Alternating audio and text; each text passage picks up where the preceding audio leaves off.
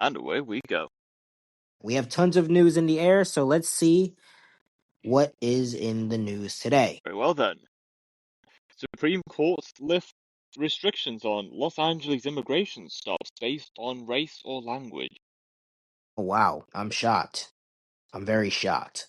Let's hear more. On September 8, 2025, the Supreme Court voted 6-3 to halt a July ruling by a federal judge that had restricted the ability of federal agents to conduct immigration-related detentions in the Los Angeles region.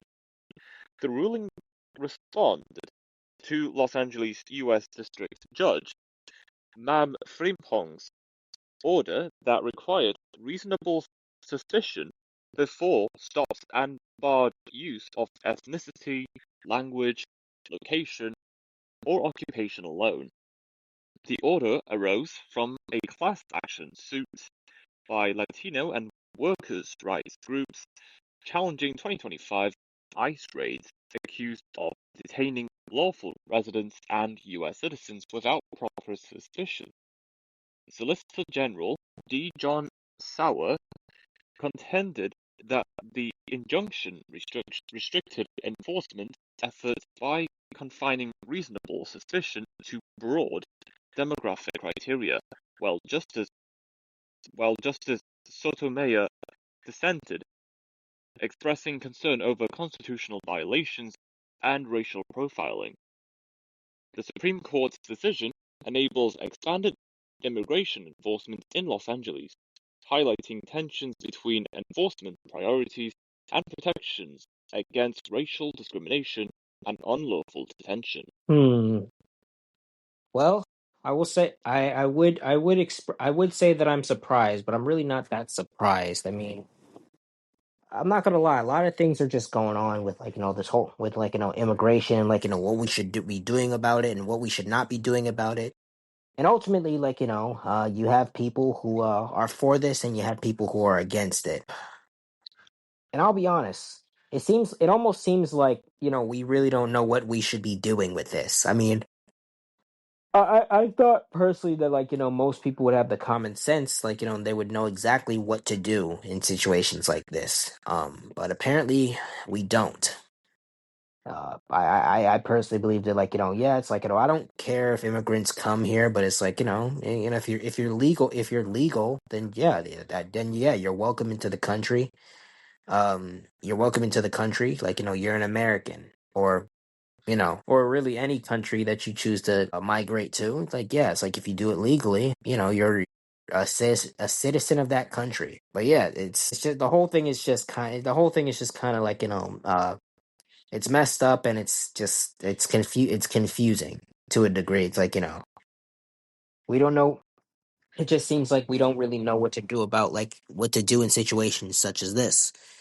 So I just hope that things, all around go smoothly and things do not erupt into chaos.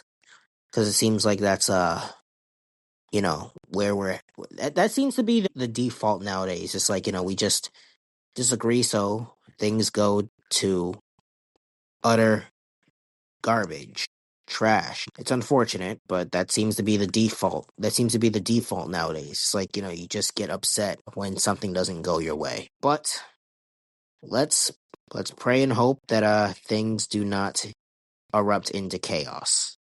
So that's the last thing we need / want for our country, or just in general for for the safety of other people. Even if you're an illegal immigrant, or even if you're a U.S. citizen, or really any citizen, if I'm being honest, for any country. But ultimately, only time will tell. But let's see what else in the news. Most EU car makers on track to meet emission targets. Interesting. Let's see how they're on track to meet their targets. On Monday, Transport and Environment published a study showing all European car makers except Mercedes-Benz are on track to meet 2025 to 2027 CO2 targets, with Mercedes-Benz needing to pool emissions with Volvo Cars and Polestar to avoid fines. Earlier this year, Brussels allowed firms to average emissions over 2025 to 2027, giving automakers more time to comply after calls for flexibility by Antonio Filosa, Stellantis CEO. Right now, electric cars make up about 15% of new EU sales, and electric vans hold a 9% share. Yet market growth has slowed and the charging network remains patchy with strained power grids. On Monday, over 150 electric vehicle executives urged European Commission President Ursula von der Leyen to uphold the 2035 zero-emission ban, calling it a driver of transformative investment and creator of 150,000 jobs. Von der Leyen is scheduled to hold talks on September 12th as several EU governments and MEPs question the 2035 combustion engine ban amid Chinese electric vehicle manufacturers and US tariffs. Sounds pretty interesting. Also, yeah, honestly, that sounds pretty good. What do you think about that? Well, now I don't have too strong opinions against meeting emission targets, although I will say, even if there are people that are committed to meeting these targets, what does that achieve in terms of our environment and combating climate change? There's going to be aspects in our environment that are beyond our control, and no amount of weather manipulation is going to prevent any of these effects from happening. That is a fair point. Yeah, that's true. Honestly, what will it really achieve? What's the end goal? When it comes to what's the end goal? At the end of the day, things like this. Yeah, I see your point. It essentially seems like it's just a useless thing to do. So, I mean, yeah, yeah. Honestly, yeah, I really don't have a strong opinion about this either. But it's the way you put it, yeah, just it does not seem like it will benefit anybody, and it seems useless at the end of the day. But yeah, is there anything else in the news? London's subway system is grinding to a halt as underground staff go on strike. That's it. It's kind of funny, but let's see why they're going on strike exactly. London Underground staff have started a 5-day walkout over pay and conditions, causing limited or no service across the network. The Rail, Maritime and Transport Union is carrying out rolling strikes, asking for a 32-hour working week and pay increase. Transport for London has offered staff a 3.4% pay rise, but cannot afford the reduced working hours, leading to a deadlock with no planned talks. It's always pay, isn't it? Well, I mean, why else would you go on strike? I mean, unless it's to potentially get more money. Yeah, I would say eh, I wouldn't say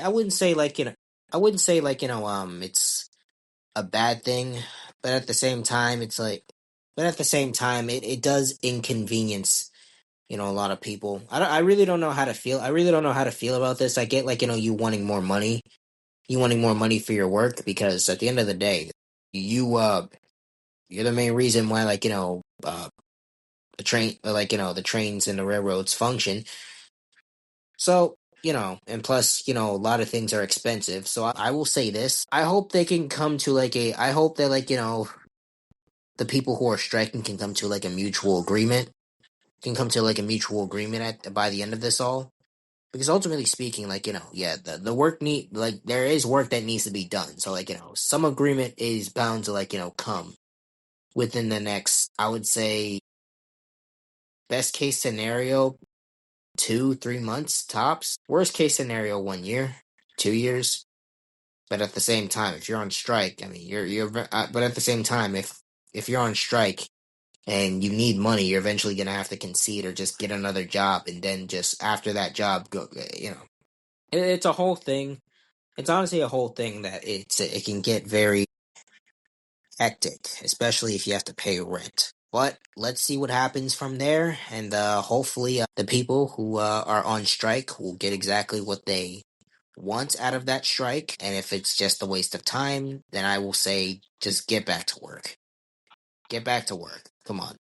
Do what you do. Fix the railroads. But yeah, that's all I have to say about that. Absolutely. Yeah. I mean, like, it can go either way. Yeah, get more, but if they can't, then just, swallow your pride and just get back to work. Yeah. Is there anything else in the news? Tropical storm Tapper makes landfall in southern China, forcing evacuations and school closures. That does not sound good. Let's hear more about that. School closed, flights were disrupted, and tens of thousands of people were evacuated in southern China as tropical storm Tapper made landfall Monday. The economic hub of Guangdong province near Hong Kong halted some train and ferry services ahead of the storm. According to the official Xinhua news agency, dozens of scenic areas were closed, and some 60,000 people were evacuated across the region by Sunday afternoon, state broadcaster CCTV reported. CCTV said the storm made landfall around the coastal area of Taishan City in Guangdong at around 8:50 a.m. local time, with maximum sustained winds near its center reaching 30 meters (98 feet per second). Hong Kong's observatory raised its number 8 storm signal on Sunday night, the third highest in the city's weather system. It said Tapper was packing maximum sustained winds near the center of about 68 miles (110 kilometers per hour) at 9 a.m. Before the observatory lowered its storm signal Monday afternoon, the financial hub saw about 100 flights cancelled, with some travelers sleeping on chairs as they waited for travel information about the airport. A runway at the airport was closed after an HK Express plane from Beijing hit the grass during landing. Smoke reportedly was seen coming from its landing gear at one point. No injuries were reported, and it was unclear whether the incident was related to weather, police said. Well, I will say this. Everything that you just read there, it sounds like a very terrible situation to be in, especially if you're a mother and a father of many children. And I will say this, man, it's I do pray and hope that the people who are in that situation are safe and sound. And yeah, regardless on what caused it, I will say it's still a horrible situation to be in. I would say if anyone survived, that would be nothing but a blessing. That'd be nothing but a blessing because you could have easily gotten taken out from that. But it's the very fact that you survived. It's a blessing in of itself. And yeah, it's like all you can really do is just pray and hope for the individuals who are involved in that situation because ultimately speaking, it's just really not a good situation to be in. In fact, I would pretty sure anyone would pick choosing staying at home and doing nothing over that situation. But nonetheless, things will get better. Things will get better from here on out. And hopefully things will get better for them here on out and hopefully they can have some time to just reflect and just reflect on that that event and hopefully they can make the best out of a situation because that's really all we can do. That's all anyone can really do at this moment in time. Yeah. But yeah, yeah, that's how really you can fix any situation. Because at the end of the day, um, yeah, you can. At the end of the day, you can ultimately fix anything, but the one thing you can't take back is your life because we only live one time, and so it should be a blessing in of itself that most of most of the people are not dead. Hopefully not. And yeah, all we can really do is just hope and pray and hope that most of us are most of them are just doing okay. But yeah, is there anything else in the news? MTV VMAs 2025 full winners list. All right, let's hear more. On September 7th, the 2025 MTV Music Video Awards took place at UBS Arena in Almont, New York, where Ariana Grande won Video of the Year for Brighter Days Ahead, and Lady Gaga earned 4 awards, including Artist of the Year. This year, producers introduced new categories including Best Country and Best Pop Artist, while special honors recognized Mariah Carey with the Video Vanguard Award. Sabrina Carpenter took home Best Album for Short and Sweet. Rosé and Bruno Mars won Song of the Year for Aperture, and Tate McRae won Best Editing for Just Keep Watching. Hosted by LL Cool J, the ceremony relied on fan voting, and Ariana Grande expressed gratitude, saying, "Thank you for growing with me and being so supportive of me as a human being." The show aired live on CBS and MTV and streamed on Paramount Plus at $9 Australian 99 a month, with a 7-day free trial, with Australian coverage starting at 9 a.m. on September 8th.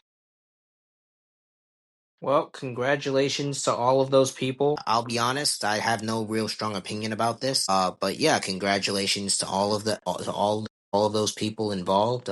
Sabrina Carpenter, Ariana Grande. I do not listen to any of them. No shade for anyone who listens to them because they're all talented in their ways. But I just don't listen to any of them. I mean, if I hear an Ariana Grande song, it's most likely from someone else's story on Instagram. I'm gonna be honest, or maybe my sister. I'm not sure, but yeah. And Sabrina Carpenter, I just flat out don't listen to her. I'm gonna be honest. I mean, I remember her from that one show, Girl Meets World, which that character Riley was very annoying. Nothing against the actor, they just wrote her character. I'll be honest, they just wrote her character very wrongly. I don't know. There was no depth. I mean, yeah, sure. If she was annoying the first season, fine. But like, the second season is like, bro, you have to grow at least a little bit. Who knows? I haven't watched the show in so long. I probably don't remember if they gave her character depth. And why am I changing the subject? Yeah, the point is, yeah, it's like I don't really have a strong opinion about like the people about this whole thing. Um, yeah. That's all I gotta say. Is there anything else in the news? Pope Leo XIV canonizes Carlo Acutis as first millennial saint. Yeah. I heard that. I definitely heard that. Like, there are lots of people in the Christian community who just do not. I'll be honest, they just don't agree with it because it's like, the whole thing is like, if you're in Christ, you're already made a saint, and it's just like, not up to like the Pope to like, make you a saint. Like, if you're already like, in like Christ, and if you already believe in Christ, you're already made a saint automatically. But yeah, let's hear more about the news. Leo XIV will canonize Carlos Acutis as the first millennial Catholic saint on Sunday at St. Peter's Square in Rome. Acutis passed away in 2006 at the age of 15 from acute promyelocytis, pretty much leukemia. I pretty much butchered the first part. After using Okay. his after using his technological skills to spread Catholic faith, known as God's influencer, Acutis inspired millions with his devotion, daily mass attendance, love for animals, soccer football, and helping the poor. The church quickly advanced Acutis' cause, beatifying him in 2020 and approving 2 miracles attributed to him, including healings in Brazil and Costa Rica. Acutis' canonization reflects the Vatican's effort to offer a modern, relatable saint who connects faith with the digital age for youth worldwide. Interesting. I will say this though. If they're gonna pray to him, it's not like if they mean it in, first off, let me start here. I didn't know you said he died in 2005. 2006. Oh, okay, in 2006. Wow. Yeah, Dang, how old was I? I was born 2000. I was born in 2002, and he died at. Wow, he died. That's actually, first off, that's very unfortunate. That is very unfortunate that he died that early in his life. I'm sure that he would have, like, been. I feel like in this day and age, like, with his internet, with his, like, tech savviness, he would have been like, he definitely would have been something special. He probably would have even been like, but like one of these a successful, like, Catholic influencer or something like that. I don't know Yeah, if yeah, like, yeah, it's like he probably would have been successful too. If he pursued a career on social media, yeah, he would have definitely. I feel like he would have definitely, like, had a following for, like, his specifically, like, for using his skills to spread his Catholic faith. I will say that. So yeah, but yeah, it's like I'm just gonna, but yeah, it's like. But other than that, it's like, yeah, it's just unfortunate that he died pretty early. May God rest his soul. But I will say this: I do wonder though, why did it take them so long to do this? I do you know, wonder. that is a very good question. And given the impact he has had in the world of Christianity as a whole, I think over the years, given the miracles he has provided to people, whether he's alive or not, well, you know, I'm genuinely speechless in a good way. Of course, you can't just talk about a particular person without mentioning the origins and the history of that individual that has made great impacts across the globe. That's true. That is definitely true. And I will, and I will say this: like, I'm sure, like, he's had a great, I'm pretty sure he's had a great impact. Uh, I am wondering. I am just simply wondering, why did it take? I, I'll be honest. The way I saw it, I thought he died somewhere recently, as like 1 or 2 years ago. I'm gonna be honest with you. I didn't know, like, he died that long. I didn't know he died that long ago. And if he did die that long ago, and if you knew this information about him, why did I mean, or maybe they didn't know before, but at the same time, if they did know this information like years ago, like a whole decade ago, why did it take them so long to, like, do this? I mean, they could have, like, been made him a saint in the Catholic Church, which, once again, like, opinions vary on that. Like, there are a lot of people who do not agree with the Catholic Church and, like, certain things that they do or practice. But, like, yeah, once again, opinions vary on that. But yeah, it's like, why did it take them this long to make him the first? Technically, yeah, he would be a millennium in this day and age. Yeah, he would be. He was 15 back then, so I would assume he'd be somewhere in his 30s, like in like 2025, possibly even almost in his 40s. If I had to, like, just get it off the top, if I just had to, like, predict it off the top of my head, he would have, like, been probably somewhere close to his 40s. If Yeah, not, if I had to specifically say an age, 35, maybe. But yeah, I will say this, man, it's like from a Catholic perspective, it shouldn't have taken them that long to, like, make him a saint or something, or, like, anything of that sort. Yeah, it shouldn't have taken them that long. But they made him a saint now, and so I wouldn't really know how that worked. I wouldn't really know how it would work specifically in the Catholic Church. Would they pray to him? Would they pray to him? Because it's like, I think I know that in the Catholic Church, like, or like, to be specific, so that I can represent them correctly. They ask for, like, they ask for something, like, while praying the saints. I just don't know what it is. I also wouldn't know how it would work. Would they just, like, pray to him? I suppose. Either way, I'll probably look into it later. I'll probably look into it later. But yeah, yeah, like, opinions vary on that. Obviously, a lot of Christians who are not Catholic do not agree with it. Just simply off the fact that it's nowhere, like, in the Bible that, you should be doing something like that. Just at the end of the day, you know, from a Catholic perspective, they just probably they could have done that way earlier. Maybe 2010, probably.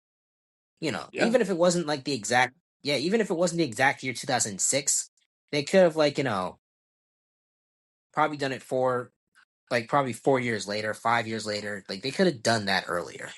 I get it though.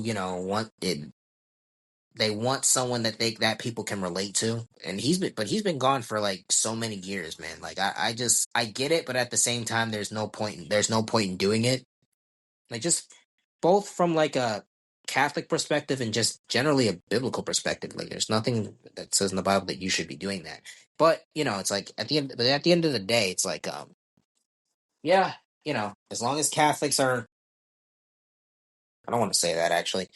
It makes like I guess it does make most Catholics happy. So I will say that.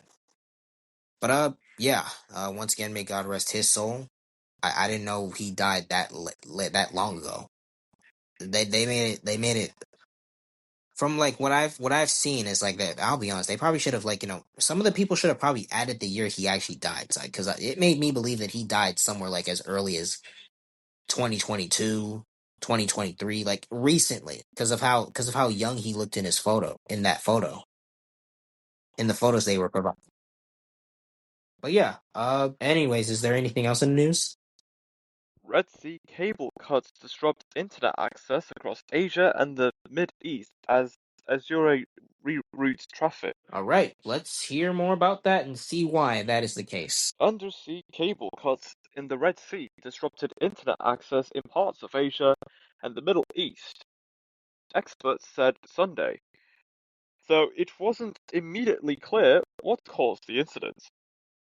There has been concern about the cables being targeted in a Red Sea campaign by Yemen's Houthi rebels, which the rebels describe as an effort to pressure Israel to end its war on Hamas in the Gaza Strip. But the Houthis have denied attacking the lines in the past. Undersea cables are one of the backbones of the internet, along with satellite connections and land-based cables.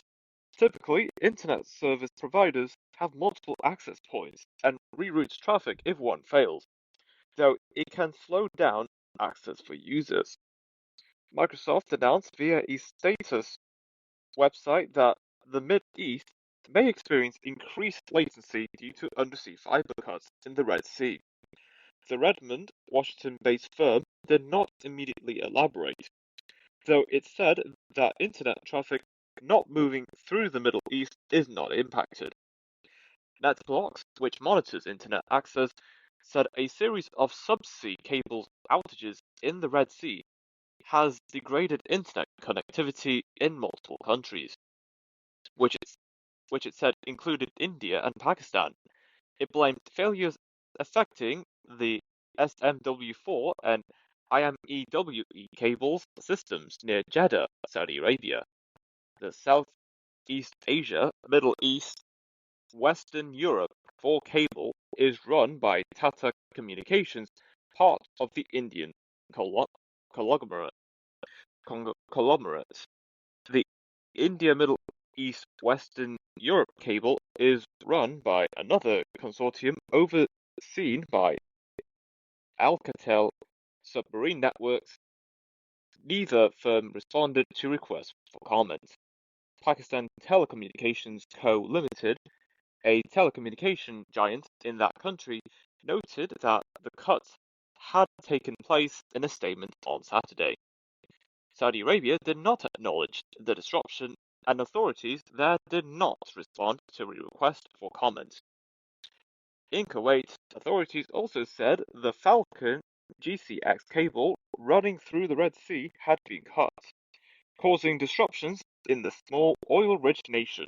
GCX did not respond to a request for comment.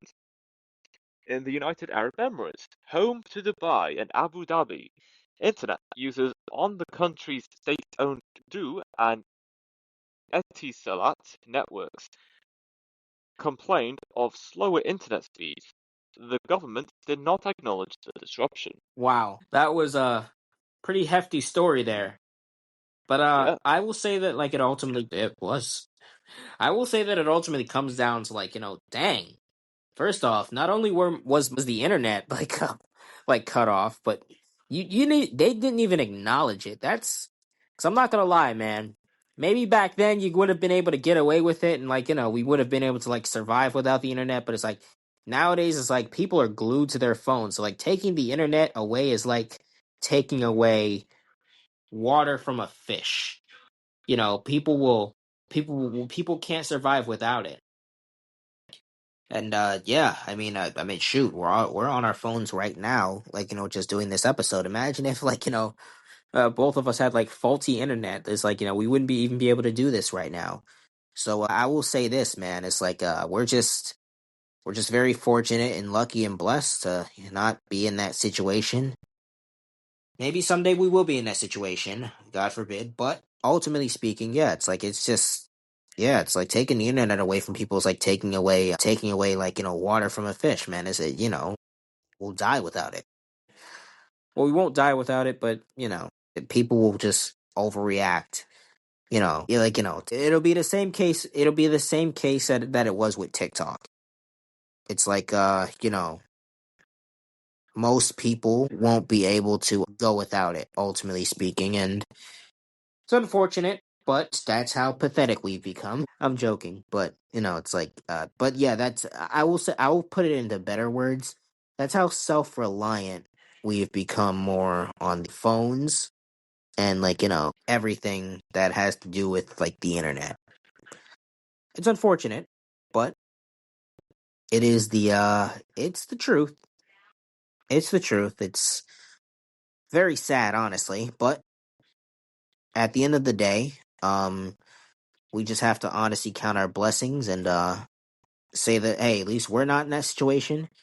But we should definitely feel for the people who are in the middle of conflict, who are in that situation, because ultimately speaking, it's just unfavorable situation to be in, because you never really know what's going to occur, especially in this day and age. And it's unfortunate too, because you know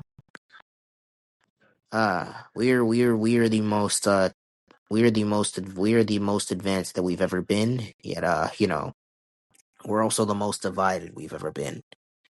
But if we were divided more back then, like shoot, then show me. I mean, I mean, okay, never mind. To an extent, we were, but I just believe the internet.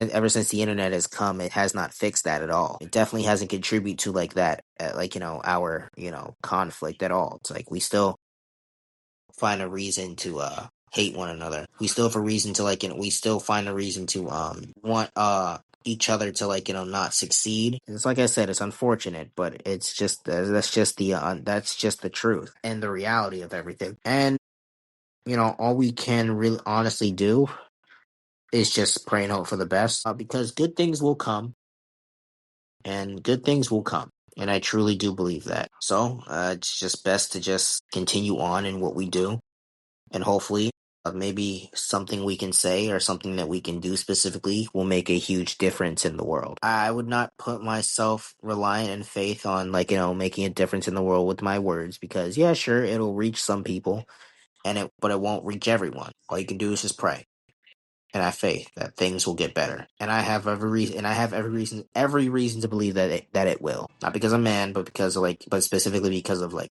God. Not because of but yeah, I just have every reason to believe everything will get better. And I used to not be optimistic at all, but now I'm just optimistic. But yeah, uh, let's see what else in the news.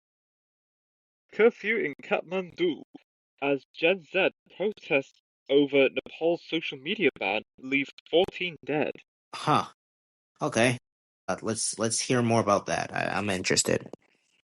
On September 8th, 2025, police in Kathmandu fired upon protesters outside parliament, resulting in the deaths of at least 17 individuals and injuring approximately 145 others. The protests began after the government blocked several popular social media platforms for not completing the required official company registration within Nepal starting last week. Tens of thousands gathered outside Parliament, chanting slogans against the social media restrictions and government corruption. while police responded with tear gas and water cannons. Ultimately, protesters broke through barriers, causing riot officers to withdraw into the Parliament compound. Dr. Badri Rizal at the National Trauma Centre confirmed 7 deaths and said many of the 58 wounded appeared shot in the head and chest with serious injuries. The government imposed a curfew around key city areas and faces criticism from rights groups who say the bill to regulate social platforms curbs freedom of expression and targets government opponents. I will say this: it definitely could have went way better. I mean, like, shoot, even dead protests. Like, and what I mean by dead protests is like, just protests that are not that active don't go this badly because they're not active. But but at the end of the day, maybe that is what they wanted. Because I don't know. Sometimes, like, when stuff like that happens, you don't see it as like a you don't see it as a loss, but a win because it proved your point on something. Yeah, like, what do you think? Because I don't really know what to truly think about this. Well, I think the issue is when it comes to banning or restricting social media use is just the fact it's just on the grounds of what is it, what kind of content or what extent of social media restrictions is the government implementing? If it's certain aspects or circumstances that may ignite extremism or high levels of violence, then you know what, I can't argue with that. I do have concerns about it, but I can't argue with limiting harmful, explicit content. But banning anything and everything with no just given reason, then yeah, I think people in the poll have every right to be mad about this. You can't you can't limit people's access to the internet because someone online says something that you don't agree with. That's part of life. You're going to have opinions that you would never likely agree with. But that doesn't mean you should stop people from expressing your opinions. Like, how would they like it if if the tables have turned and now the same people you're preventing from expressing their opinion now does it to you? They wouldn't like that. That's only because now they're on the receiving end of social media and internet restrictions and expressing whatever opinion that comes to their mind. That is true. That is true. Like, yeah, you definitely should not just ban anyone because you disagree with something. Yeah, you get that you would want to limit certain things that go on the internet, but it gets to a point where it's like, will it become out of control? Like, what will truly happen? You never really know what's going to truly happen. You never really know what the government is going to do, what the government is going to restrict. But yeah, because ultimately speaking, it's like, yeah, there should be limits, but at the same time, not so much limits that, like, it just silences everything you say, because you should always have an opinion. That is your right as a human being to be a free thinker and at least have an opinion, regardless on how like, regardless on how stupid it might be. That is your right to have an opinion. Whether if it's stupid or smart, you should still be able to have the opinion, nonetheless. But you shouldn't ban everyone and everything for, that opinion.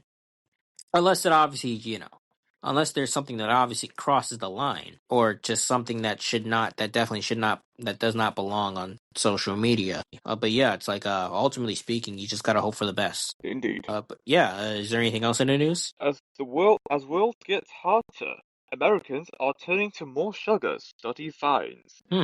Okay. Let's. I didn't know that. Let's hear more.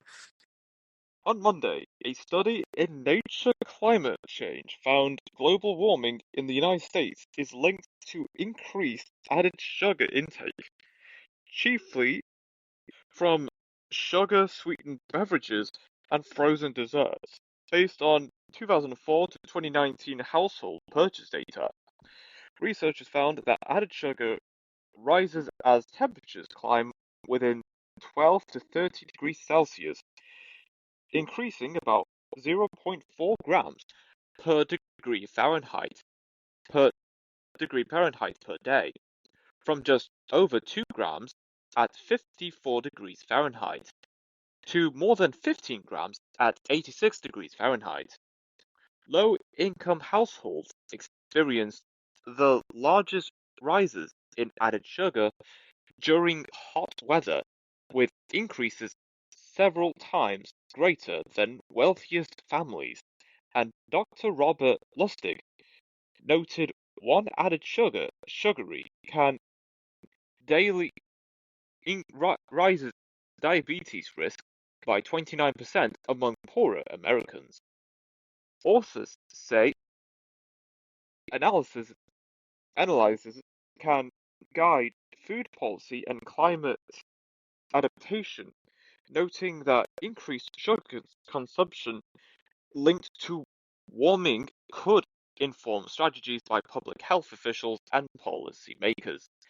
Beyond the 12 to 30 degrees Celsius band, appetites lessen and added sugar consumption falls off, highlighting the need for targeted dietary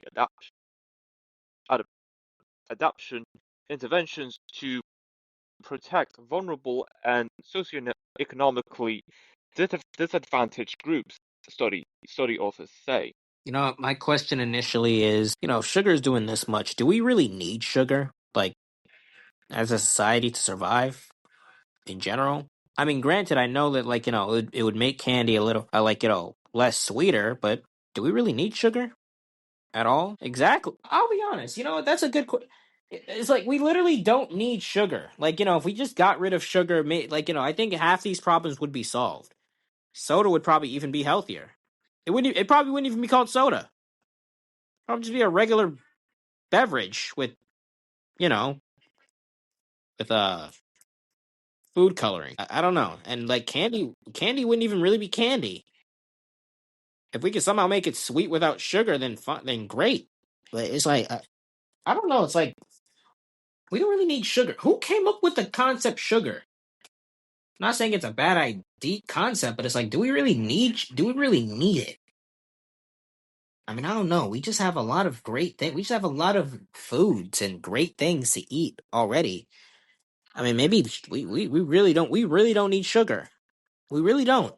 Huh. We'd be one step, we'd be like a little more healthier. Probably not completely healthier, but a little bit more healthier. Have you ever really thought of that before? Huh. Yes, I have. I mean, yeah, it's like I don't know. It's just one of those things we probably don't really need that much. I mean, it's cool. It's cool and all, but we should probably get rid of that. I don't know. If the U.S. had our best interest in mind, then yeah, I'd say yeah, get rid of it. But we're not gonna get rid of that. And I don't know. I mean, I eat some sugary stuff, but I don't really eat that much. And I'd say the last sweet thing I had was like an icy, but that's about it. But like seriously, like I just really started thinking of that. But yeah, but that's just really a thought to like just kind of ponder on a bit. It's like half the things that are causing us to like get diabetes and causing us to like die early deaths. Do we really need as like a necessity for society? The answer is no. So we can easily get rid of We can easily get rid of certain things that don't benefit us, like as far as like long term health is concerned. We could probably keep syrup. We could probably keep syrup and some things, but most sugary things are just sugar in general. We don't really need. I don't know. It's just a thought. But yeah, that's all I got to say about that. Is there anything else in the news? A rare blood moon and total lunar eclipse make an appearance on Sunday. Yeah, I heard of that. Yeah, I definitely heard of that through a Christian real video on Instagram. Yeah, but yeah, like let's hear more about that blood moon. On September 7th, 2025, a total lunar eclipse will coincide with the full corn moon and be visible from parts of Asia, Europe, Africa, and Australia.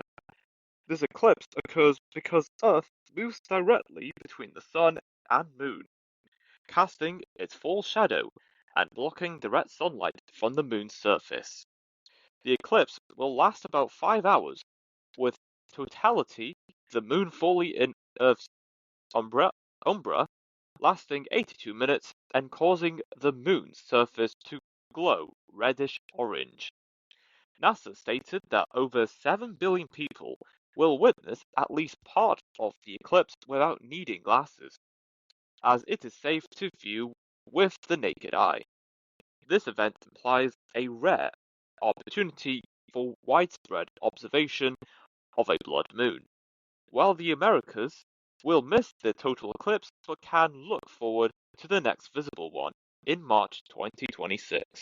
I will say this, like, for the most part, people are, linking it to the last days, and I will say this, man, but like, besides that, yeah, seeing a blood moon is definitely like, a once in a lifetime opportunity. So, I would say, yeah, if you want to see it, then now it's your chance.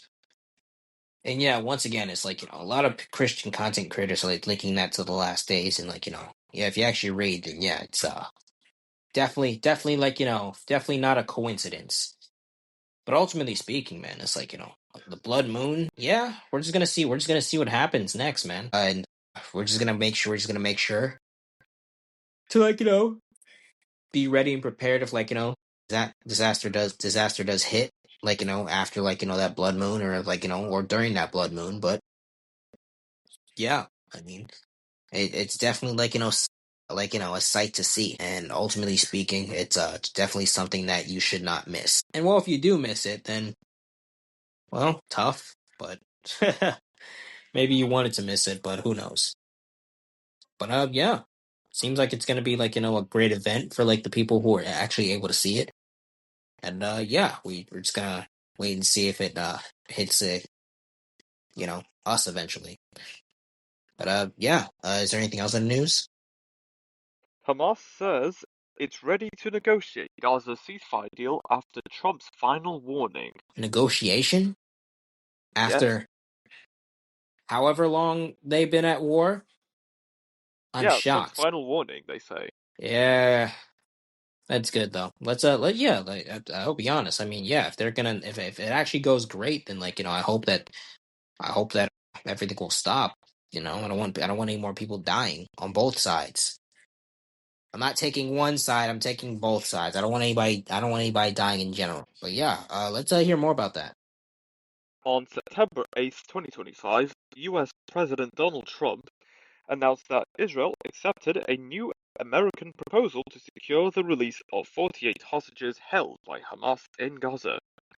This announcement followed a True Social post where Trump issued a final warning to Hamas, urging them to accept his terms amid ongoing deep negotiations.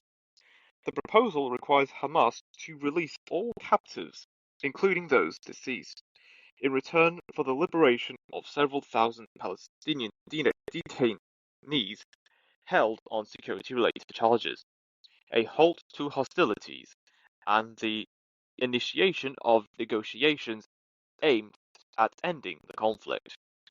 Trump emphasized the universal desire to see the hostages safely returned and for the conflict to come to an end, issuing a final warning that no further notices would be given. Hamas expressed readiness to negotiate but remains skeptical, citing past broken agreements and demanding explicit guarantees, while officials doubt Hamas will accept without full Israeli withdrawal. Well, I will say this, Trump being the big boss that he is, yeah. I mean, they were probably clearly threatened by what people would say today, his aura. They just couldn't handle the aura, so they just gave in. But in all seriousness, though, uh, if it took a threat for them to actually, concede, either way, at least they're conceding. So let's just see what happens next. Let's see if anything good comes out of this, and let's see if the problem will be fixed. And if it's not fixed, then I'm not going to be upset because I did not have faith that it would be fixed to begin with. But if it does fix, then I'd love to be proven wrong. Yeah, you know, still would not have faith in that specifically, but I'd be glad that it's fixed. Honestly, because something has to be done. Something has to be done, and if it takes Trump to do it, then yeah, I do hope Trump succeeds. But yeah, I would say for the most part, progress is progress. It's good that we're at least getting somewhere. Even if you have to threaten someone to do something that will benefit the people involved and society in general, and will benefit people from not dying anymore or getting shot or hurt. But yeah, is there anything else in the news? Terminal at Heathrow Airport evacuated after possible hazardous materials incident. That is not good, and I'm probably not gonna fly any planes anytime soon. I don't know. I don't know. I never say never, but I'm just gonna say for right now, I'm probably not gonna fly any planes anytime soon. But yeah, let's hear more about this news. A terminal at Heathrow Airport was evacuated after firefighters responded to a possible hazardous materials incident. The UK's busiest airport had warned travellers not to go to Terminal 4 after it closed its check-in and moved passengers away on Monday evening. Crowds gathered outside the terminal and staff were seen seen handing out foil blankets to passengers as temperatures began to fall. Eyewitnesses said they felt confused as no one really knew what was going on. Heathrow said it was standing down the incident and allowing passengers back inside the terminal at around 8 p.m. According to the airport's website, flights are still scheduled to depart on time, with only one delay to a Saudi airline flight to Jeddah in Saudi Arabia so far. But National Rail said trains are currently unable to call at Terminal 4 due to the incident. A London Fire Brigade spokesperson said earlier this evening, firefighters are responding to a possible hazardous materials incident at Heathrow Airport. Specialist crews have been deployed to carry out an assessment of the scene, and Terminal 4 has been evacuated as a precaution whilst firefighters respond. I will say, it's better to be safe than sorry. And at the end of the day, you would want anyone who is involved in this situation to be safe. And it's great that they did their job. The people are safe, and the people were evacuated immediately from the hazardous situation. And obviously, once more, it's like I said earlier, it's a blessing in of itself at the fact that people survived, and people are just still here, and people are not mourning over hurt ones or just even dead ones. But yeah, so people should be thankful for thankful to the people who were involved, who were involved in this situation. And yeah, we should just be all around thankful for the firefighters who responded to the situation accordingly. Because ultimately speaking, it could have been far worse. Because ultimately speaking, yeah, could have been worse. So thank the Lord that it was not worse. But yeah, is there anything else in the news? South Korea's defense minister An Gyu-bak and his Japanese counterpart Gen Nakatani met in Seoul on Monday to discuss cooperation, including North Korea's growing military threats. The defense chiefs agreed to boost mutual visits and personnel exchanges while seeking opportunities for high-tech defense cooperation. They reaffirmed their commitment to the complete denuclearization of the Korean Peninsula and agreed to continue trilateral cooperation with the US in response to North Korea's nuclear and missile threats. All I can say is this: I want things to be smoothed over, and I don't want anyone to get hurt. I just hope that they can come to some form of agreement. That's pretty much all I have to say about this story. I just personally want peace. Yeah, You know, I'd say the same thing as well. yeah. I mean, it just really comes down to that. Because it's honestly speaking, it's just this is getting honestly, it's been ridiculous, but it can't. I don't think it can get any more ridiculous than this. You know, it would just common sense to try to come to some form of agreement and put our egos aside for the. But it's an ego-filled world. Someone always wants to one up another. It's unfortunate, but it's true. In every business, you're gonna have that guy or that girl who just wants to one up you. But may everything go well, and may no more drama or conflict occur. It may just everything just be okay. But yeah, is there anything else in the news? X's new encrypted chat feature puts users at risk, experts say. Okay. Sounds pretty interesting. Putting users at risk. Well, it's unfortunate, but the story sounds interesting. Let's hear more about this story and why it puts users at risk. While most chat applications remove EXIF data from photos, which can contain location information, XChat does not. But experts are expressing concern over the fact that the code for XChat is not publicly accessible. Twitter X says that XChat's current implementation could allow a malicious insider or X itself to access private chats. Jacob Hoffman-Andrews, senior staff technologist at the Electronic Frontier Foundation, told SAN that the presence of EXIF data could lead users to inadvertently disclose their home or their current location. Social media sites and chat apps have developed a good norm of stripping metadata by default, which prevents this sort of inadvertent disclosure, he said.